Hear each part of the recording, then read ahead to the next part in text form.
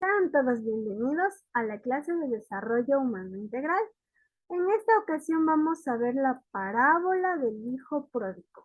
¿Alguna vez habían escuchado esta parábola? Se encuentra en el libro de Lucas 15, del 11 al 32. Dice que un hombre tenía dos hijos. El hijo menor de ellos le dijo a su padre: Padre, dame los bienes que me corresponden en mi herencia. Y no mucho tiempo después, juntando todo, su padre le entregó parte de su herencia al hijo menor. Y este muchacho se fue lejos a una provincia muy apartada, lejos de su casa. Cuando llegó allí a esta ciudad, comenzó a despilfarrar el dinero. Desperdició sus bienes viviendo perdidamente, como vemos aquí, ¿no? Con mujeres, comiendo, malgastando, apostando. Entonces, justamente en este lugar vino mucha hambre, una hambruna en aquella provincia y comenzó a faltarle ya el dinero porque ya se le terminó. Y fue y se arrimó a uno de los ciudadanos de aquella tierra, el cual envió a una hacienda para que apartase cerdos. En aquel entonces, según la ley de Dios, el cerdo es un animal impuro. Aun así, el joven se vio obligado a trabajar cuidando cerdos. Deseaba llenar su vientre de algarrobos que comían los cerdos, pero nadie le daba. Y volviendo en sí dijo: ¿Cuántos jornaleros en casa de mi padre tienen abundancia de pan y yo aquí perezco de hambre? Me levantaré e iré a mi padre y le diré: Padre, he pecado contra el cielo y contra ti. Ya no soy digno de ser llamado tu hijo. Hazme como uno de tus jornaleros. Entonces él sabía que la ofensa contra su padre que había hecho era enorme y ya no aspiraba a ser tratado como hijo. Por fin valoró a su padre y el esfuerzo que su padre hacía por cuidar y porque no le falte nada tanto a su hijo, a sus dos hijos, ¿no? Entonces, ¿cómo creen que reaccionaría su padre? ¿Será que se enojaría cuando le vea regresando a casa a su hijo después de haber despilfarrado todo el dinero del trabajo de toda la vida del padre? ¿Será que lo recibiría con indiferencia? ¿Qué harían ustedes si su hijo se va así de repente y encima de todo les pide dinero, ¿no?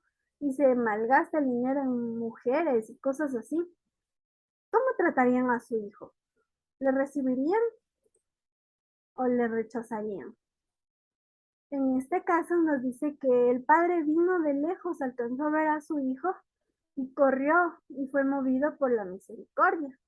Se echó sobre el cuello de su hijo y lo besó. ¡Qué escena más conmovedora! Y el hijo le dijo: Padre, he pecado contra el cielo y contra ti. Ya no soy digno de ser llamado tu hijo. Sin embargo, el amor de su padre era tan grande que el mismo padre ya le dijo que no continúe más disculpándose, lo recibió sin preguntas. Seguramente cada día su padre estaba desesperadamente esperando de su hijo, ¿no? Esperando que él regrese o saber o tener noticias de su hijo. Pero entonces finalmente su padre, ¿no? La aceptó sin reproches y se dio cuenta que su hijo se había arrepentido de lo que hizo. Entonces el padre dijo a sus siervos: sacar el mejor vestido y vestirle y ponerle un anillo en su mano y ponerle calzado en sus pies. Seguramente caminó tanto el chico que se quedó hasta sin zapatos. Llegó muy herido.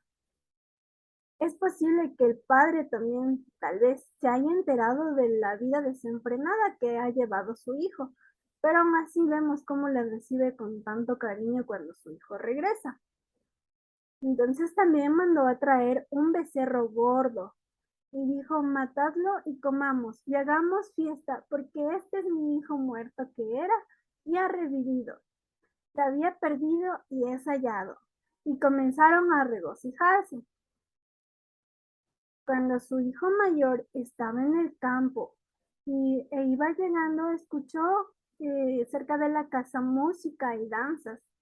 y llamando a uno de los criados le preguntó qué era aquello y le dijo, tu hermano ha venido a tu padre.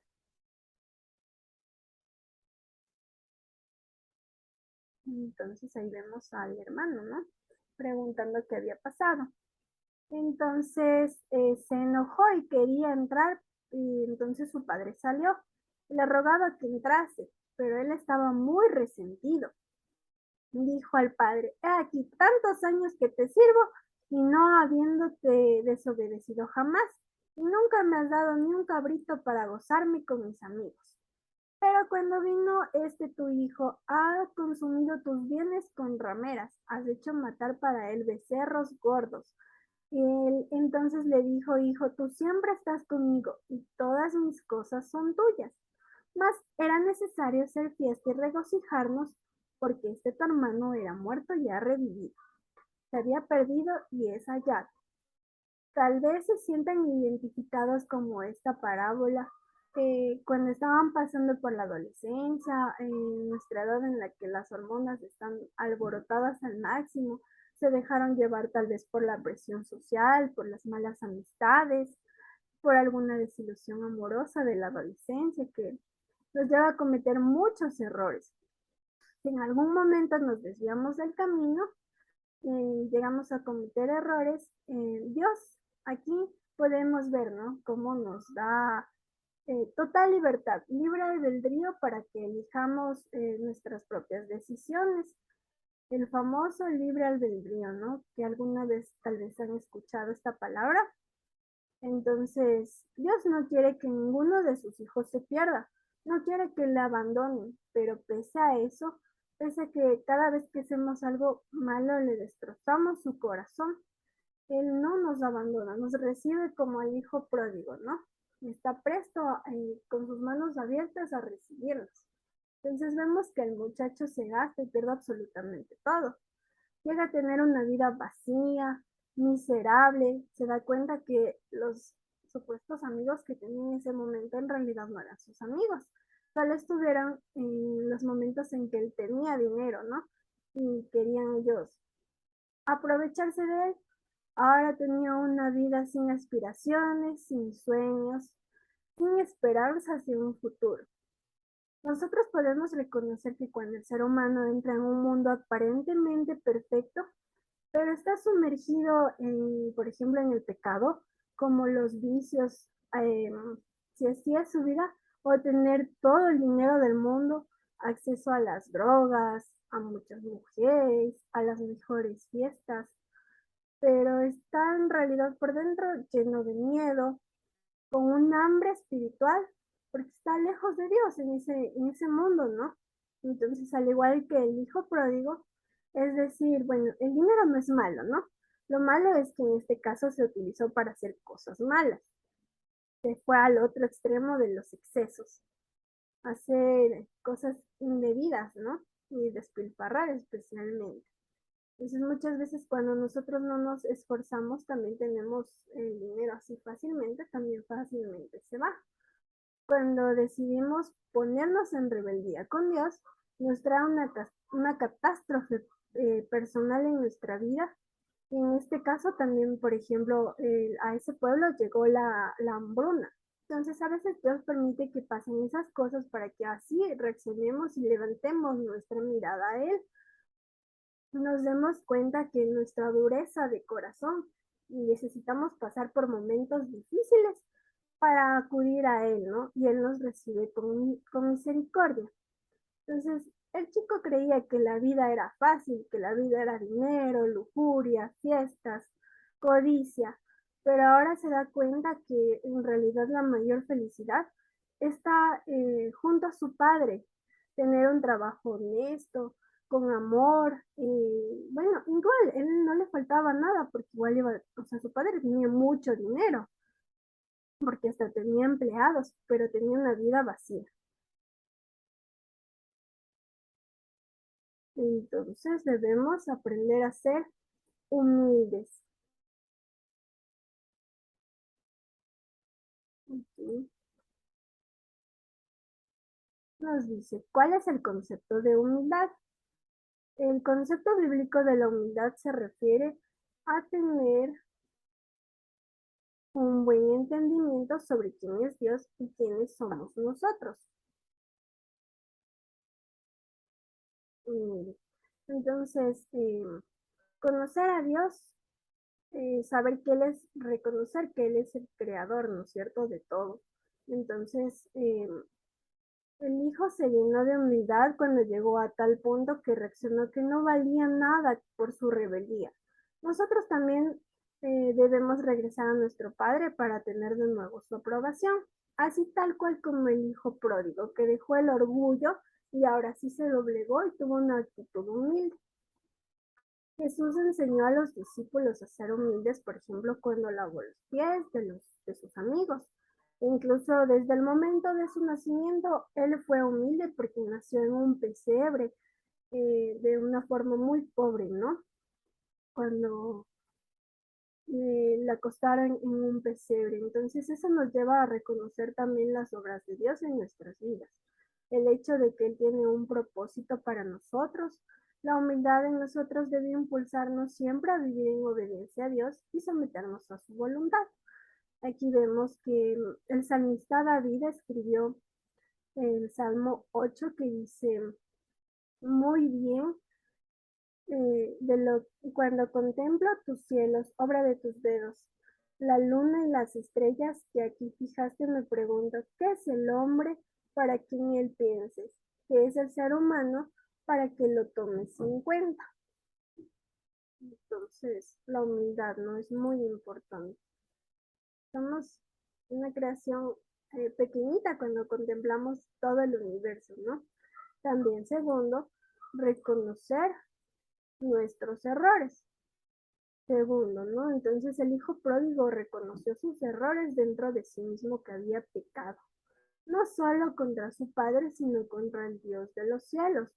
A veces pedir perdón nos cuesta aún más que perdonar, ¿no? Nos cuesta demasiado reconocer los errores que cometemos, pero tengamos la certeza de que Dios nos espera con los brazos abiertos, sin importar lo que hayamos hecho, si nos arrepentimos de corazón y no lo volvemos a hacer. Ese es un arrepentimiento genuino. Por ejemplo, Jesús fue tentado en todo, ¿no? Todo lo que pudiéramos ser tentados.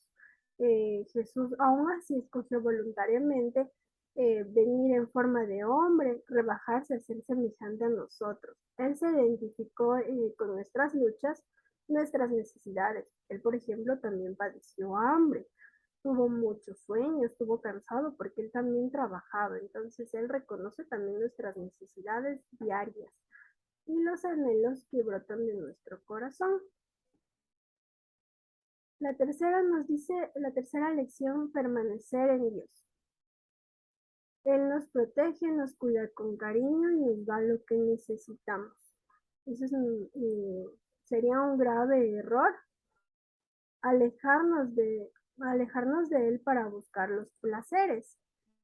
De la misma manera, hay más alegría en el cielo por un pecador perdido que se arrepiente y regresa a Dios.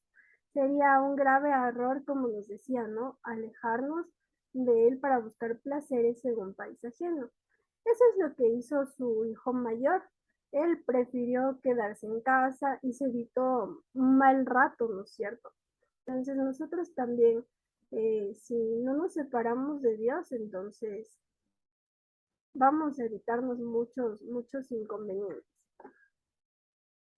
O sea, claro, cuando digamos el chico, o sea, no está mal separarse porque es un mandato de Dios cuando nos casemos, ¿no? Separarnos, dejar a padre y madre, pero con ese propósito, ¿no? Para ir a disfrutar la vida aparentemente de una manera desenfrenada o promiscua.